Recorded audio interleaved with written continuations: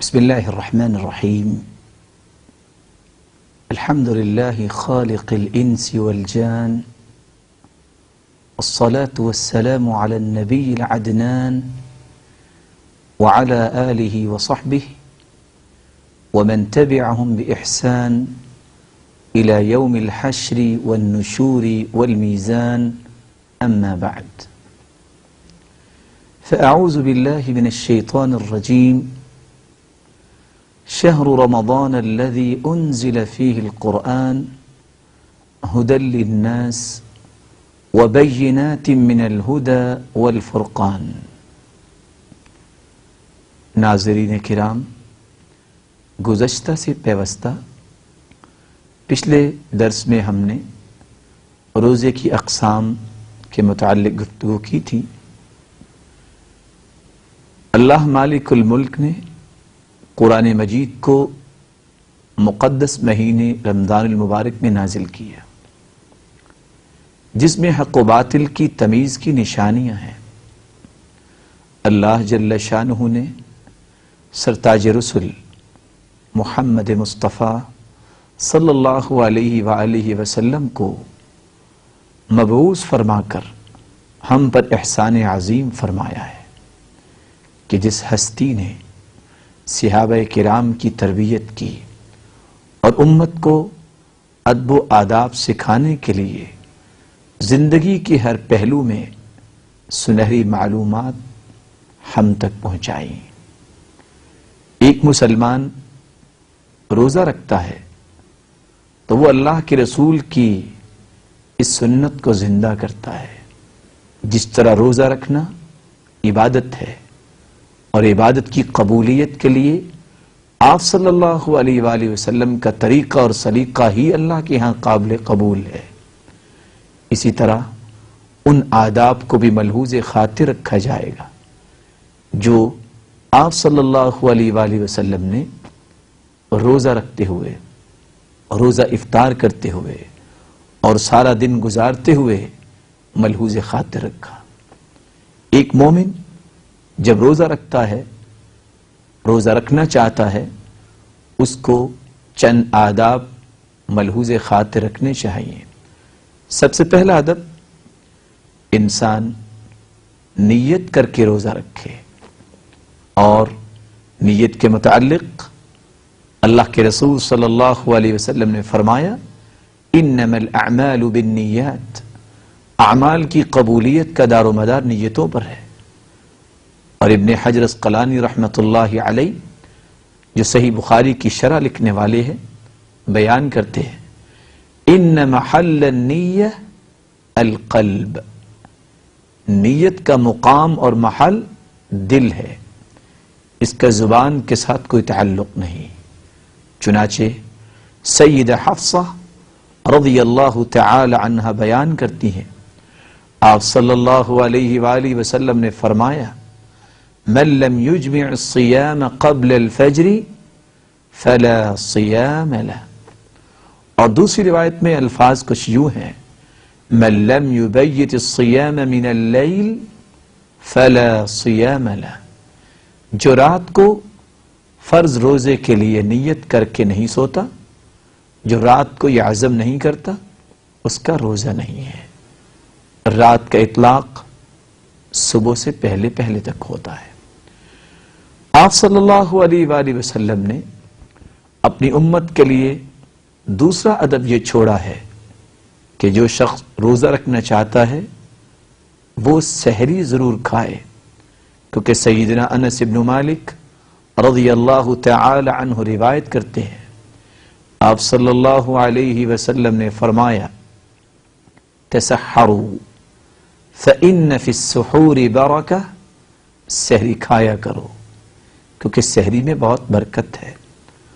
اور عبداللہ ابن عمر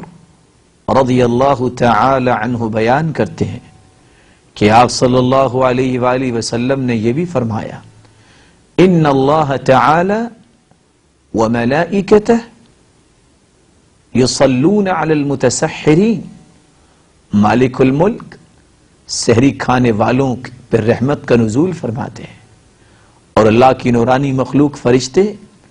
سحری کا اہتمام کرنے والوں کے لیے بخشش کی دعائیں کرتے ہیں۔ اللہ ہمیں بھی فرشتوں کی دعاؤں کا مستحق بنائے اور اپنی رحمتوں کا مستحق بنائے۔ سیدنا مقدام رضی اللہ تعالیٰ عنہ بیان کرتے ہیں، آپ صلی اللہ علیہ وسلم نے یہاں تک فرمایا، علیکم بہذا السحور فإنہ هو الغداء المبارک، تم سحری کو لازم پکڑو، سحری ضرور کیا کرو، کیونکہ یہ بڑا ہی مبارک کھانا ہے۔ بلکہ سیدنا ابو ہریرہ رضی اللہ تعالی عنہ بیان کرتے ہیں کہ آپ صلی اللہ علیہ وآلہ وسلم نے فرمایا، کچھ بھی جی نہیں چاہتا تو کم از کم تم کھجور استعمال کر لو۔ فرمایا، نعم السحور التمر، کتنی ہی اچھی سحری ہے اگر کھجوروں کے ساتھ ہی سحری کی جائے۔ اور دوسری روایت میں آتا ہے، آپ صلی اللہ علیہ وسلم نے فرمایا کہ سحری بڑی مبارک چیز ہے، فلا تدعوه السحور كله برکہ، سحری ساری کی ساری برکت ہے، فلا تدعوه، اس کو چھوڑا نہ کرو، ولو ان يجرع احدكم جرعة من ماء، خواہ تم پانی کا گھونٹ ہی کیوں نہ پی لو، فإن اللہ وملائکتہ یصلون علی المتسحرین، مالک الملک اپنی رحمتوں کا نزول فرماتے ہیں اور فرشتے ان کی بخشش کی دعائیں کرتے ہیں۔ بلکہ سیدنا عبداللہ ابن عمر رضی اللہ تعالی عنہ سے مروی ہے کہ آپ صلی اللہ علیہ وسلم نے فرمایا، فصل ما بین صیامنا وصیام اہل الکتاب اکلۃ السحر، ہمارے اور اہل کتاب کے روزے میں فرق یہ ہے کہ وہ سحری کا کھانا نہیں کھاتے تھے اور ہم سحری کا کھانا کھا کر روزہ رکھتے ہیں۔ اگر انسان بیدار ہی اس وقت ہوا ہے جب اذان ہو رہی ہے تو پھر نیت جو رات کو اس نے کی اس کے مطابق اپنے روزے کو مکمل کر سکتا ہے۔ آپ صلی اللہ علیہ وآلہ وسلم نے امت کو ایک اور طریقہ، ایک اور پیغام بھی دیا ہے۔ فرمایا، اذا سمع احدکم النداء، جب تم میں سے کوئی اذان کو سن لے، والاناء علی یدی، اور برتن اس کے ہاتھ پر ہے، فلا یضعه حتی یقضی حاجتہ منہ، تو اس وقت تک اپنی ضرورت پوری کر لے، اس وقت تک اس برتن کو نہ چھوڑے جب تک اپنی ضرورت پوری نہ کر لے۔ اللہ کے رسول صلی اللہ علیہ وآلہ وسلم نے روزے دار کے لیے تیسرا ادب یہ بیان کیا کہ وہ شخص لغویات سے پرہیز کرے، گناہوں سے بچے۔ سیدنا ابو ہریرہ رضی اللہ تعالی عنہ بیان کرتے ہیں،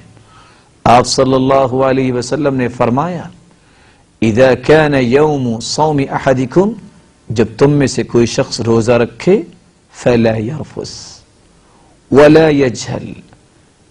نہ جہالت کی گفتگو کرے، نہ گناہ کی گفتگو کرے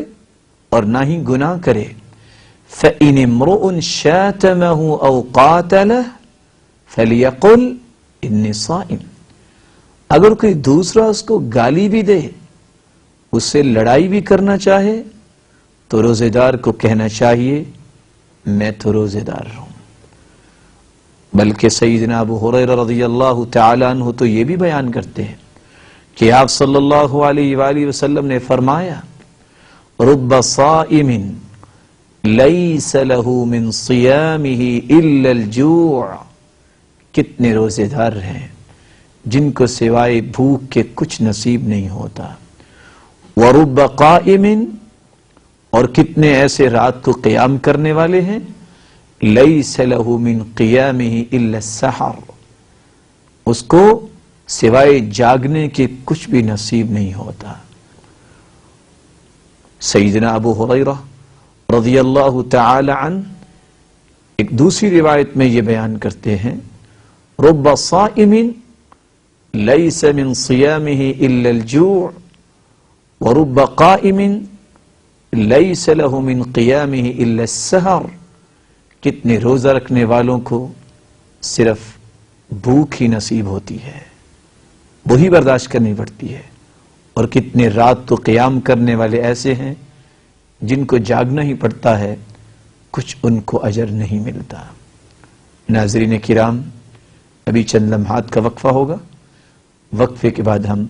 دوبارہ حاضر خدمت ہوں گے۔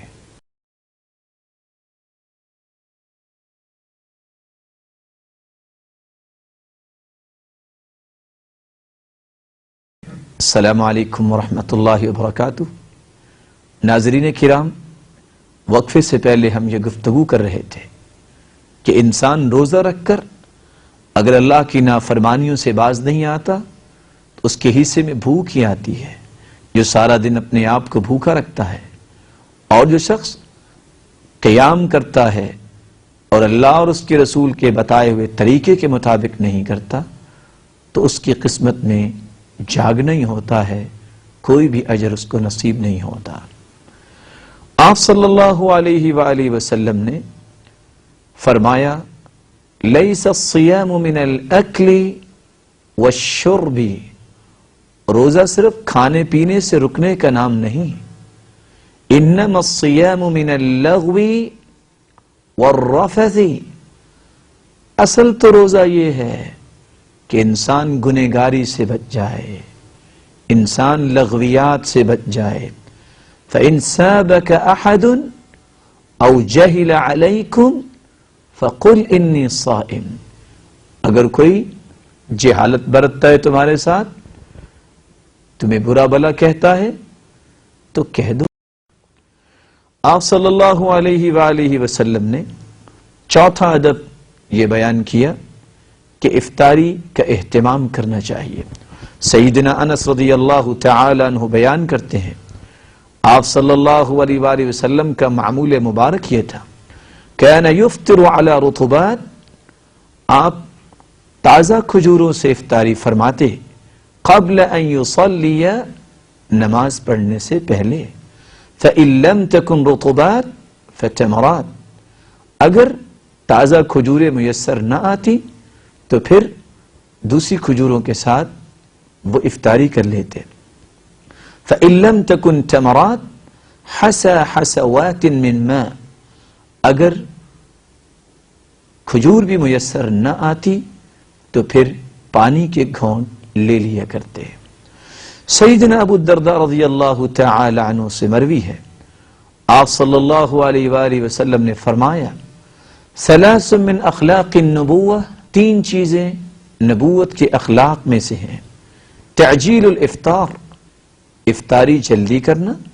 وتأخیر السحور، اور سحری کو تھوڑا سا لیٹ کر کے کھانا، یعنی اذان سے تو پہلے، لیکن اس کا مطلب یہ نہ ہو جیسا کہ آج کل کا معمول لوگ بنا لیتے ہیں، رات کو 2 بجے ہی کھانا کھایا اور سو گئے اور صبح نماز بھی نہیں پڑھ سکے۔ ایسے روزے کی اللہ مالک الملک کو شاید ضرورت نہیں ہے۔ آپ صلی اللہ علیہ وآلہ وسلم نے فرمایا، یہ نبوت کے اخلاق میں سے ہے، افطاری جلدی کی جائے، سحری لیٹ کھائی جائے، ووضع الیمین علی الشمال فی الصلاۃ، اور نماز کے اندر اپنے دائیں ہاتھ کو بائیں ہاتھ کے اوپر رکھا جائے۔ سیدنا عبداللہ ابن عباس رضی اللہ تعالی عنہ روایت کرتے ہیں، آپ صلی اللہ علیہ وسلم نے فرمایا، ان معشر الانبیاء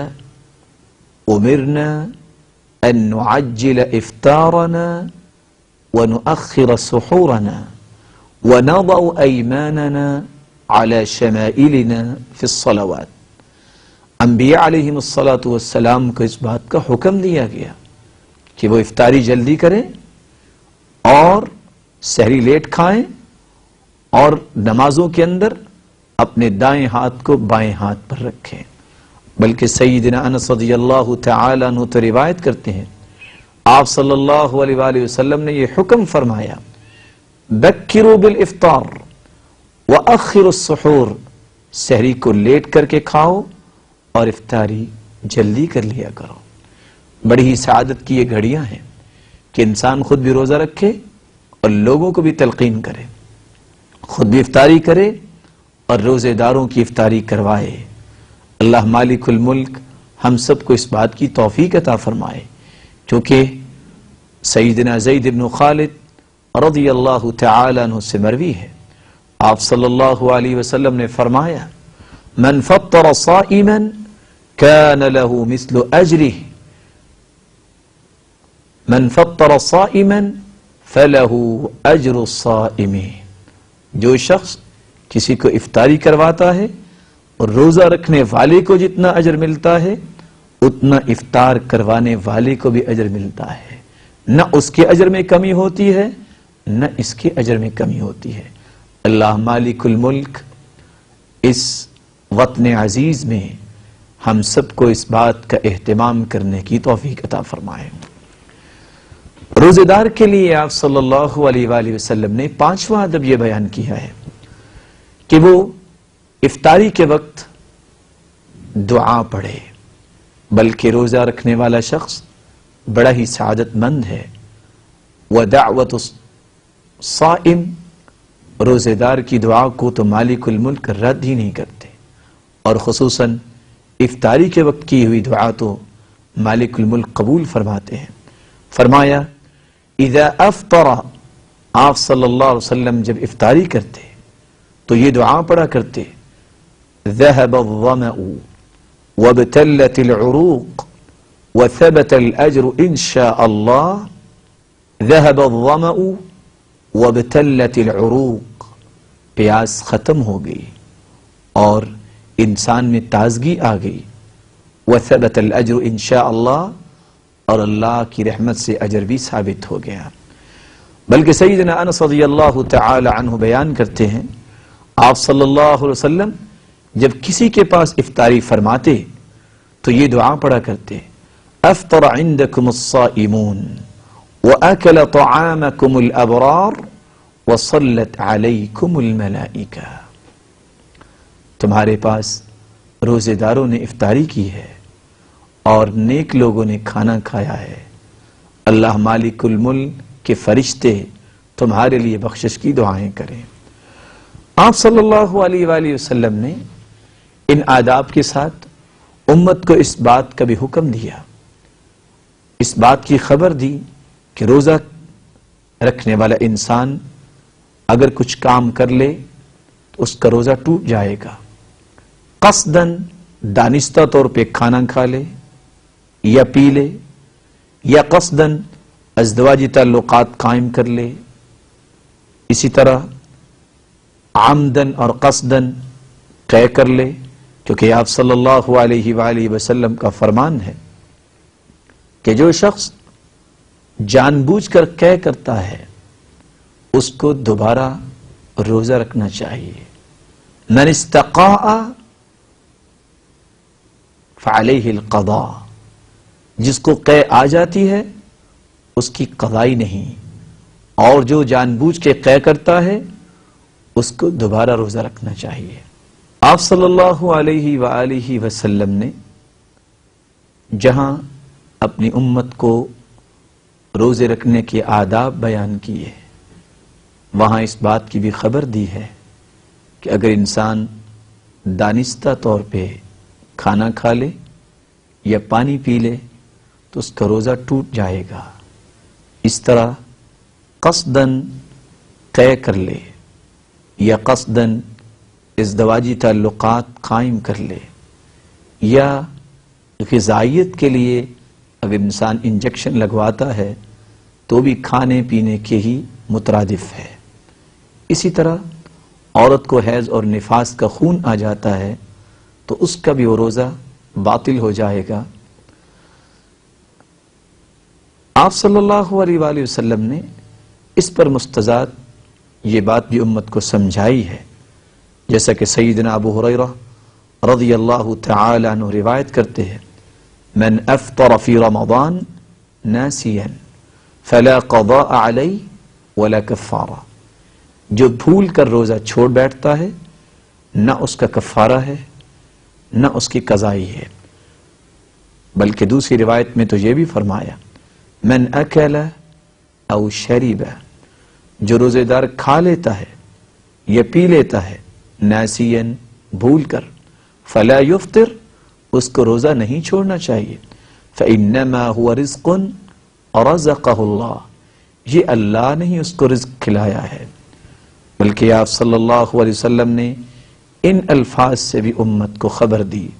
من نسی وهو صائم، جو روزہ رکھ کے بھول جائے،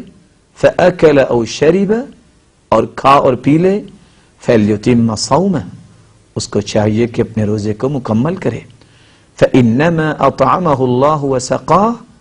یہ اللہ ہی نے اس کو کھلایا اور پلایا ہے. آپ صلی اللہ علیہ وسلم کے ارشادات عالیہ کی روشنی میں ہمیں یہ بات سمجھ آتی ہے کہ بھول کر کھانے سے روزہ نہیں ٹوٹتا. اسی طرح خشک یا تر مسواک استعمال کرنے سے بھی روزہ نہیں ٹوٹتا.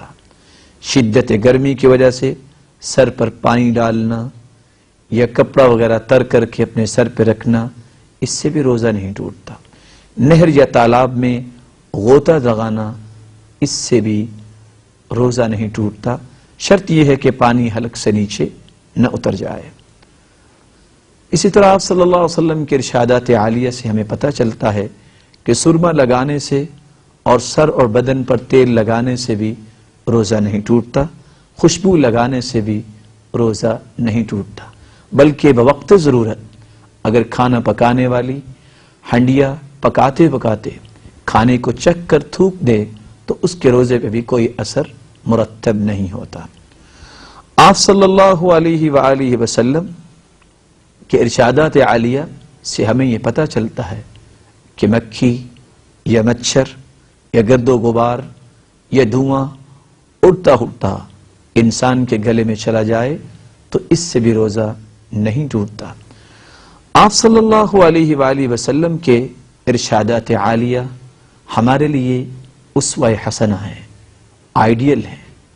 رول ماڈل ہے. میری اللہ مالک الملک سے دعا ہے کہ ہمیں زندگی کے ہر پہلو میں اخلاص کے ساتھ آپ صلی اللہ علیہ وآلہ وسلم کی